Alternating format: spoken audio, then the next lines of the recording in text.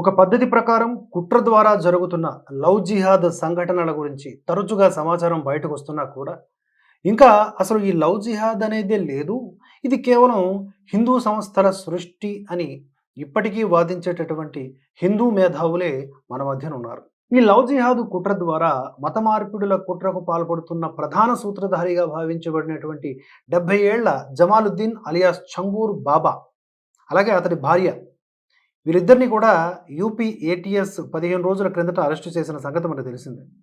మొదట్లో ఈ మత మార్పిడి లవ్ జిహాద్కు 100 కోట్ల రూపాయల నిధులు విదేశాల నుంచి వచ్చినట్లుగా దర్యాప్తు అధికారులు చెప్పగా, తదుపరి విచారణలో ఈ మొత్తం 500 కోట్ల రూపాయల వరకు ఉండవచ్చు అని పోలీసులు అంచనా వేస్తున్నారు. ఇది జరిగి ఇంకా 15 రోజులు కాకుండానే యూపీ పోలీసులు మరొక లవ్ జిహాద్ తద్వారా మత మార్పిడి చేస్తున్నటువంటి ముఠాను అరెస్టు చేశారు. మిషన్ అస్మిత అనే ప్రత్యేక ఆపరేషన్ కింద 6 రాష్ట్రాల నుంచి 10 మందిని అరెస్టు చేసినట్లుగా డీజీపీ రాజీవ్ కృష్ణ తెలిపారు. ఈ మధ్య ఆగ్రాలో 2 యువతులు అక్క చెల్లెళ్ళు అదృశ్యం కావడంతో వారిని వెతికే వేటలో యూపీ పోలీసులు ఈ ముఠాను కనుగొన్నారు. పోలీసుల ప్రకారం ఈ అక్క చెల్లెళ్లను బ్రెయిన్ వాష్ చేసి బలవంతంగా మత మార్పిడికి గురి చేసి ఆపై రాడికలైజేషన్ చేశారట.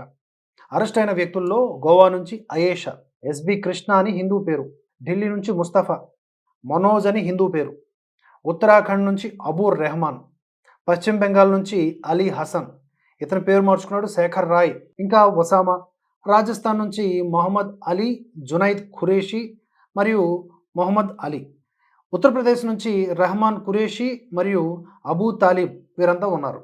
ఈ వ్యక్తులు పెద్ద ఎత్తున హిందూ యువతుల్ని, స్త్రీలని లక్ష్యంగా చేసుకుని లవ్ జిహాదీ ద్వారా మోసపూరితంగా వారిని ట్రాప్ చేసి, అంటే మతాన్ని దాచి ముందుగా పరిచయం చేసుకుని ఆ తర్వాత మతాన్ని చెప్పడం, మతం ఎక్స్పోజ్ అయినా కూడా భయపెట్టి ఎలాగోలాగా మత మార్పిడి చేయడం. 15 రోజుల క్రిందట యూపీ బలరాంపూర్లో పట్టుబడ్డ జమాలుద్దీన్ కేసు, తాజాగా మిషన్ అస్మిత కేసు రెండూ కూడా లవ్ జిహాద్ తద్వారా మత మార్పిడి రాకెట్లకు సంబంధించినవే అయినప్పటికీ వీటి స్వభావము, వ్యాప్తిల్లో తేడాలున్నాయి. జమాలుద్దీన్ కేసు ఒక ప్రాంతీయ స్థాయి నెట్వర్క్తో సుమారుగా 1000 మంది యువకులతో కూడుకున్నది. వారికి ప్రోత్సాహకాలు ప్రకటించి హిందూ అమ్మాయిల్ని అలాగే స్త్రీలను ట్రాప్ చేయడానికి తయారు చేయబడ్డది. ఇది ప్రధానంగా ఉత్తరప్రదేశ్లోని ఒక గ్యాంగ్కు పరిమితమై ఉంది. దీని లక్ష్యం పేద మరియు దుర్బల వర్గాలకు చెందినటువంటి హిందూ మైనర్లు, యువతులు, మహిళలు, వారిని లక్ష్యంగా చేసుకోవడం. అయితే మిషన్ అస్మిత కేసు 6 రాష్ట్రాలను కలుపుతున్న ఒక పెద్ద స్థాయి రాకెట్.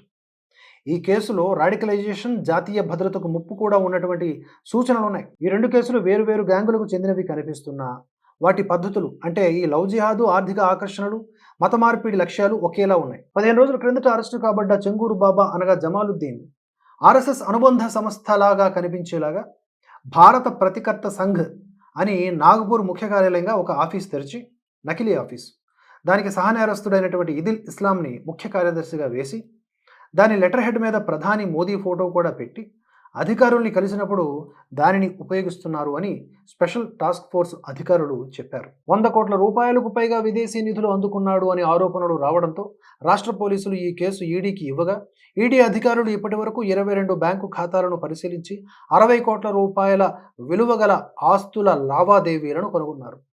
పెనామాకు చెందినటువంటి లాగోస్ మెరైన్ అనే కంపెనీతో లావాదేవీలు జరిగినట్లుగా డాక్యుమెంట్లు కూడా దొరికాయి.